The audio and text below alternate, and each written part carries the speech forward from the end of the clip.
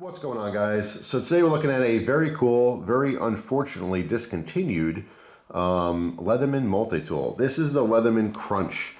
And what makes this kind of fascinating is the fact that these have locking pliers, all right? And I have to say, my hat goes off to the engineer who created this, the designer. It's a pretty genius design.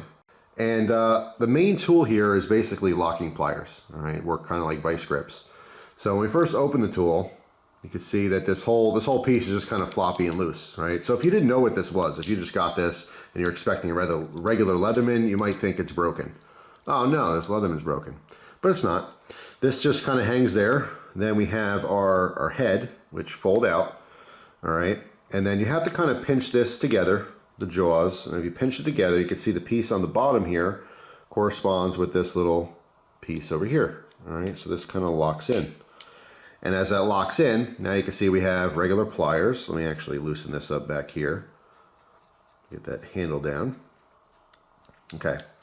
So now we have regular pliers we can use, right? Or we have locking pliers. So you can adjust the jaw, again, by this giant screw that's on the back. All right, so let's see, do I have anything?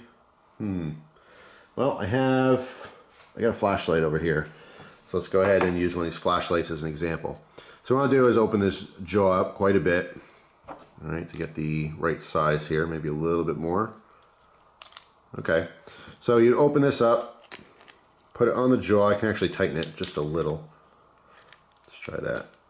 Put it on the jaw. That is tight, but I'm gonna get a little bit tighter. All right, and then you squeeze, and it locks on. So there you go, we have locking pliers.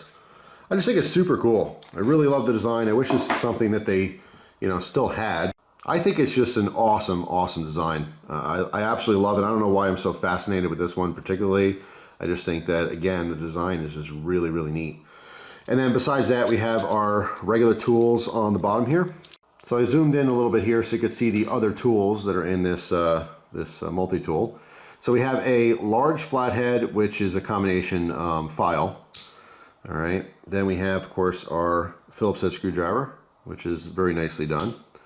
Then we have a small flathead, all right, as well as technically a medium flathead, since this can work as a flathead, but really we just have the large and the small. This just happens to be even larger, all right. And then of course we have our blade, and our blade is fully serrated here. So those are the other tools, and of course if you want to, you can lock any of these out. They all have the locking mechanism. So once that's locked, put this back over. Now obviously in this particular case we have the adjustment nut for the locking pliers. It's kind of in front of the blade. Might make it a little bit awkward cutting some things towards the base here, but you still have a ton of that blade exposed, all right, to cut stuff. All right, and most times you're probably cutting some kind of rope or maybe cutting open a cardboard box or something. Just depends on the scenario there.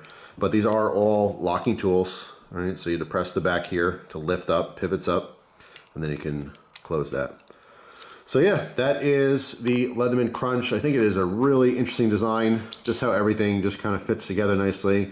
Obviously, we need the back of the plier head to poke out, so there's a nice cutout for that, as well as the base there that it connects. That would obviously not fit in the handle, so there's a little cutout for there as well. But it is just super, super cool. I love a really well-made tool, and this really is a very well-made tool. But unfortunately, so many people who I know are watching this video now and are interested in this are going to have a hard time finding it, and now you have to pay collector's prices. I mean, this should be available everywhere for 50 bucks, and people would buy these and they'd use them, but that's just not the case. You're going to easily spend over $100, probably upwards of $150 to $200 to get one of these. That's about the going rate these days.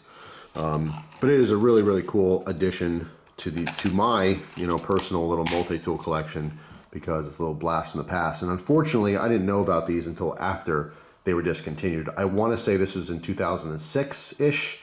That's about when they stopped making these. And I only learned about them, way later, 2015, 2016, something like that.